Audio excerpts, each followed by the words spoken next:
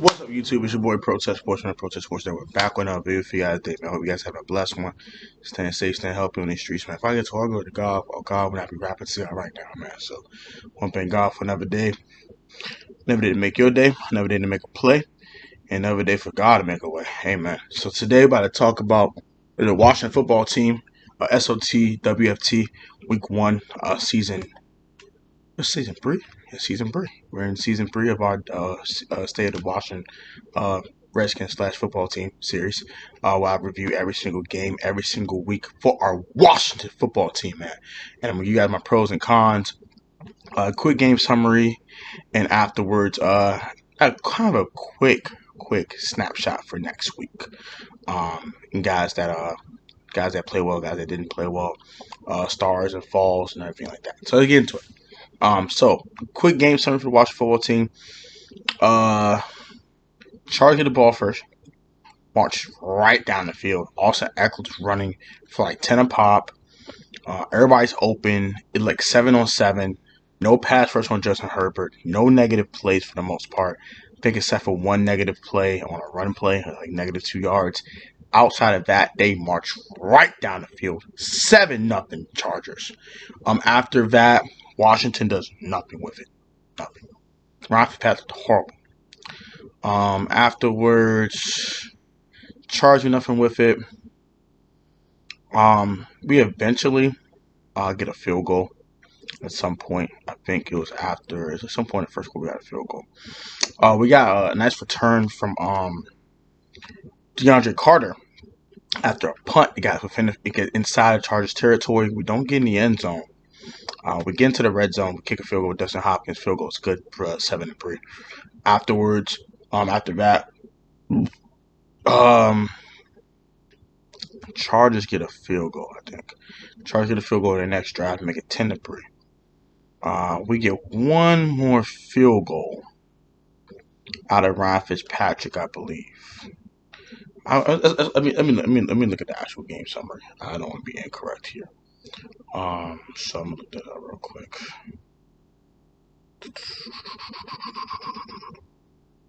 Yeah. So yeah, we got a field goal out of Ryan Fitzpatrick in the second quarter. Before he gets injured, he injured his hip in the second quarter after a hit. Got hit on the play, hurt his hip. He was done for the day. So Taylor Heineke got out there. He got a field goal, but afterwards, he got a field goal. So that was made it 10-9. No, Chargers scored a field goal. We make it 13-6. We make it 13-9 going to half. Taylor Heineke, his first drive in the second half, made a couple of brills, including a beautiful one to Terry McLaurin to make it. And actually, no, Taylor Heineke got that second field goal because Fitzpatrick had a couple of completions. He got the first field goal, but Heineke played the rest of the game and got some things going. We ran the ball a little bit. Got a couple field goals, make it 13-9.5, 4-point game at halftime. Taylor Heineke went out there in the second half. They had a beautiful throw to Terry. And after that, made another beautiful throw to Logan Thomas in the end zone for our first and only touchdown in the ball game to make it 16-13 Washington. Afterwards, Chargers moved down the field, and their drive was interrupted by a William Jackson interception to end their drive. And then after that, we started our drive in the 5. Antonio Gibson puts the bag on the floor. He fumbles at the 5-yard line. 2 plays later, touchdown Chargers. I believe who scored that touchdown. I think it was Mike Williams. I'm not exactly sure. I think it was Mike Williams. It was Mike Williams on a fade. Yeah, Mike Williams on a fade on Business HU. So it's 20-13, 20-16 Chargers. Chargers never look back. Washington can never reclaim the lead. Game over with pretty much for the most part. They ran the ball most of the fourth quarter, kept the ball away from Washington, and they came out with a victory, 20-16. Pros. Let me give you guys pros. Special teams were not bad today. That's how Hopkins did he had a 51-yard field goal in the middle of the first half that he missed as well. but he was 3 or 4 on his field goals today. DeAndre Carr had some good returns on punts as well as kickoffs. He had one bad kickoff return and didn't get to the 20. Outside of that, on punt returns, he was really, really good today. He was actually very, very solid. Stretch way.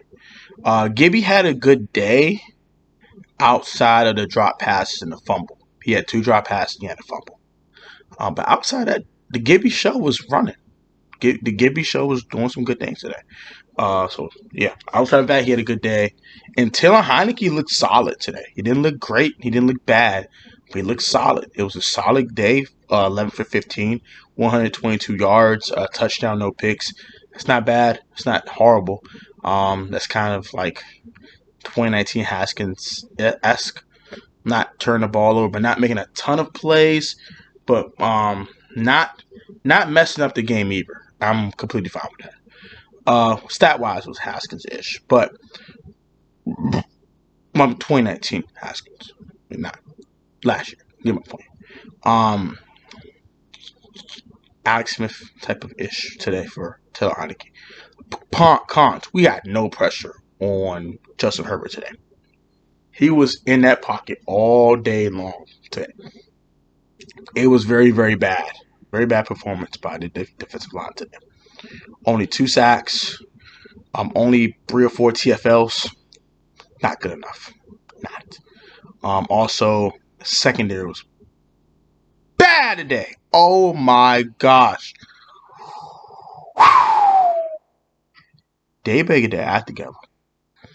Outside of Will Jack, it didn't. And Cameron Curl, Landon Collins were the 3 guys who played well today. Kendall Fuller, Torrey McTyer, and also Benjamin St. Jude were getting baptized today by fire. No pun intended. I want to disrespect my Lord and Savior Christ Jesus. But they were getting destroyed today. They were getting worked on all day long. They got put in the fire and could not put out the fire. They looked bad today. Really bad. All 3 of them. Period.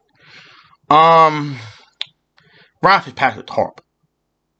Ryan Fitzpatrick looked horrible. I don't want to hear it. He looked stiff. He looked very antsy. He looked horrible today. Just disgustingly bad today.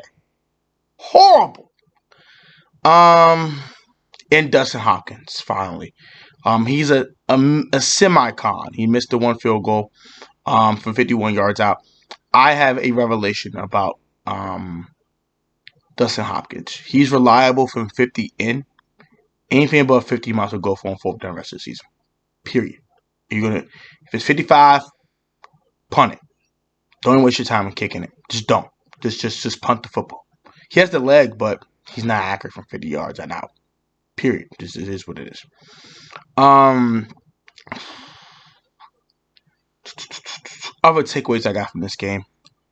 We need to draft a quarterback next year. I'm no, unless Taylor Heineke shows something to where you can wait 1 more year. But I'm telling you now, next year we're going to draft a quarterback, and this year you better call Cam. Better call Cam Newton now. Like, don't waste time. Fitzpatrick's out for 2 months. You're going to put him on short-term IR. Just call Cam Newton. And one more con today. Ryan Fitzpatrick did get hurt today. It's a very serious hip injury. We're looking at multiple weeks with him being out. I heard as long as 2 months. So if it's 8 weeks or longer, just put him on IR in his season. Be done with it. I don't want to see Ryan Fitzpatrick in his uniform rest of the season. Period. 3 or 6 for 13 yards. Look antsy, look stiff. He had no wiggle in the pocket for real. I'm done with him. I'm good. Ryan Fitzpatrick, I am good. You can stay your butt on the bench the rest of the season on IR. I will rather go get Cam Newton and roll with Cam Newton, Taylor Heineke, and Kyle Allen. Bring back that guy. He's trash. Get him out of here. And that's about it, honestly, today for SOTWFT. Week 2, we do face the Giants. Quick turnaround. can't really draw on this loss too long. We have a game Thursday night versus the New York Giants at home. We already took one on the chin at home. We can't afford to be 0-2 and 0-2 at home. This is a must-win game for the football team. If the football team loses this game, their season is done. Book it now. Just go ahead and pack it up. So, gotta get this win. Gotta get this one now. We can't go 0-2 and 0-2 at home. We can't afford to do that. So quick summary. Oh, actually, quick little snapshot preview. I'm gonna have a much more deeper preview on Wednesday because it's Thursday night game. So I usually do game previews on Fridays, but it's not Sunday game, so I have to do it Wednesday at 8 p.m. I will have a full-on preview of the Washington football team's game versus the New York Giants. But quick snapshot. You gotta Saquon Barkley and Kenny Galladay, Evan Ingram, and Sterling Shepard, and Darius Slayton, and Kadarius Toney, and all these guys. They have plenty of weapons. Plentiful. Kyle Rudolph, even plentiful of weapons. So this offense could be very dangerous. Also defensively, guys like James Bradbury, Leonard Williams, Jabril Peppers. They drafted Azeez Ojulari out of Georgia. He's their main pass rusher. Like I said, they had Leonard Williams. They had Dexter Lawrence, their first-round pick out of Clemson a couple years back. I think it was the 2020 NFL draft. I think they drafted him in the first round. What was it, 2019? The same year they drafted DeAndre Baker, but you get my point. Dexter Lawrence, they have guys like down the defensive line. I said they have pretty good linebacking crew led by Blake Martinez. Got Jabril Peppers, like I said, and James Bradbury, Adoree Jackson.